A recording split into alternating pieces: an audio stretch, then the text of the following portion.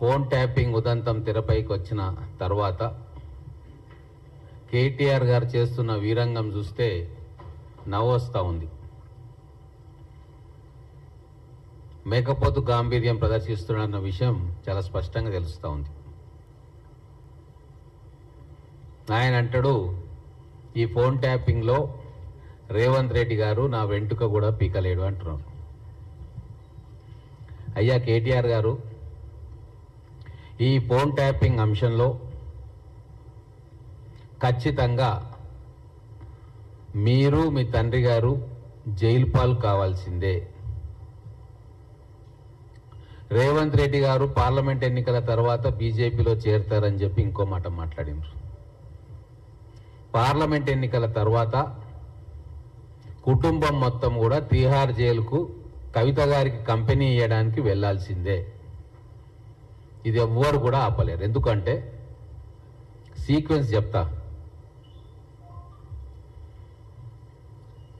ఇక్కడ హైదరాబాద్లో ఎమ్మెల్సీ నవీన్ రావు గారు వారు పెట్టుబడి పెట్టిండ్రు. ఈ ఎక్విప్మెంట్ విదేశాల నుంచి తీసుకురావడానికి, ఇక్కడ ఎస్టాబ్లిష్ చేయడానికి పెట్టుబడి నవీన్ రావు గారు పెట్టిండ్రు. ఇంకొకరు శ్రవణ్ రావు గారు, వారు కూడా ఎక్విప్మెంట్ తీసుకొని ఒక దగ్గర పెట్టుకున్నారు.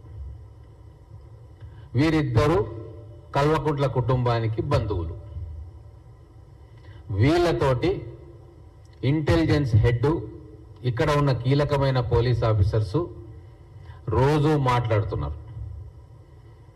ఈ సర్వేలెన్స్ ఎక్విప్మెంట్ నుంచి దాన్ని వాడి తీసుకున్న వాయిస్ రికార్డులు, ట్యాపింగ్లన్నీ కూడా మీరు అప్పటి ఇంటెలిజెన్స్ హెడ్ ప్రభాకర్ రావుకి ఇస్తున్నారు. మరి ప్రభాకర్ రావు గారికి ఏ ఫోన్ ట్యాప్ చేయాలా, ఎవరి పేర్లు ఇరికియాలి అని చెప్పి ఎవరు చెప్తున్నారు? రోడ్డు మీద పోయే దానయ్య చెప్తున్నాడా? వరంగల్లో ఉండే మల్లయ్య చెప్తున్నాడా?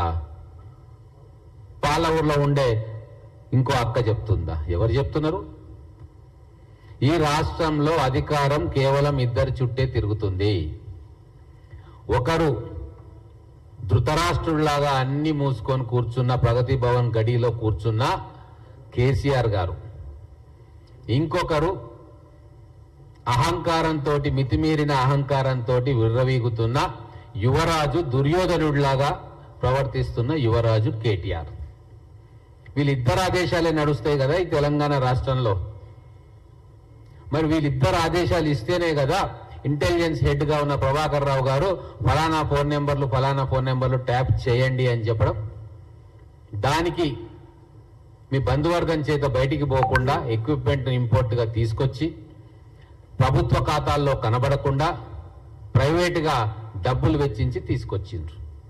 అంటే ఈ ఫోన్ ట్యాపింగ్ వ్యవహారం మొత్తం కూడా మీ కుటుంబ సభ్యుల పర్యవేక్షణలో, మీ కుటుంబ పెద్ద, రాష్ట్ర అధినేత, బీఆర్ఎస్ పార్టీ పెద్ద కల్వకుంట్ల చంద్రశేఖరరావు గారి కనుసన్నల్లో మీ ఆదేశాలతోటి జరిగిందనేది ఎవరు కూడా కాదనలేని వాస్తవం.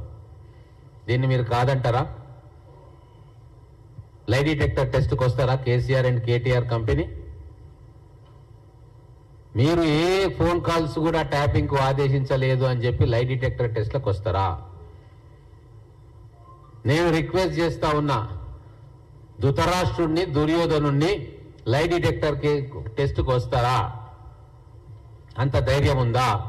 ఛాలెంజ్ యాక్సెప్ట్ చేయండి.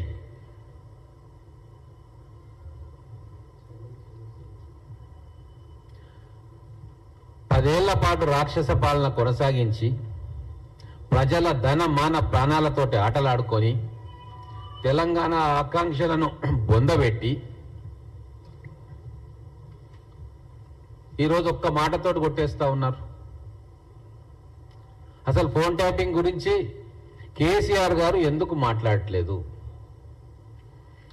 ఇంత పెద్ద న్యూస్ ఇది ప్రపంచంలోనే హెడ్లైన్స్ లో వస్తూ ఉన్నాయి, దేశంలో మీడియా ఛానల్స్ లో హెడ్లైన్స్ లో వస్తూ ఉన్నాయి.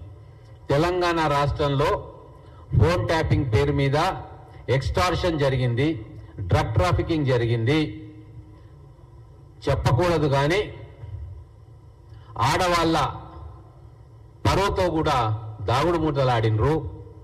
మరి ఇంత పెద్ద సమస్య ఎందుకు కేసీఆర్ అనే వ్యక్తి మీడియా ముందుకొచ్చి తన ప్రభుత్వం యొక్క చర్యలను, తన మంత్రివర్గంలో ఉన్న వాళ్ళ చర్యలను ఎందుకు సపోర్ట్ చేయట్లేదు, లేదా ఎందుకు మాట మాట్లాడట్లేదు?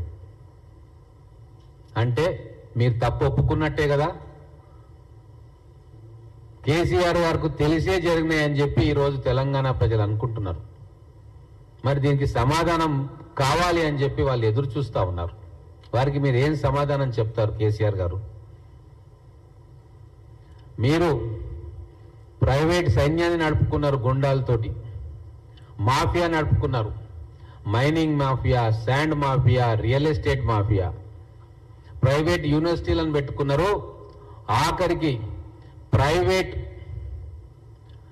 సాధారణంగా వేరే రాష్ట్రాల్లో స్కిల్ డెవలప్మెంట్ సెంటర్లు పెట్టుకున్నారు. మేము వచ్చినాక కూడా ఇమ్మీడియట్గా స్కిల్ డెవలప్మెంట్ సెంటర్ పెడతామని చెప్పినాం. కానీ ఆ 10 ఏళ్ల పాలనలో కేసీఆర్ అండ్ కేటీఆర్ పెట్టింది ఏందయ్యా అంటే ప్రైవేట్ ట్యాపింగ్ యూనివర్సిటీస్ పెట్టిండ్రు. అందరూ చదువు కోసం యూనివర్సిటీలు పెడతారు, స్కిల్ డెవలప్మెంట్ కోసం పెడితే మీరు ట్యాపింగ్ యూనివర్సిటీస్ జిల్లాలలో పెట్టిండ్రు. ఇది మీరు చేసిన ప్రగతి 10 ఏళ్లలో. కొన్ని వందల మంది దగ్గర శ్రవణ్ రావు అనే మీ బంధువు, నవీన్ రావు అనే మీ బంధువు ఇంపోర్ట్ చేసి ఆయన డబ్బులతోటి పెట్టుకున్న ఇన్స్ట్రుమెంట్స్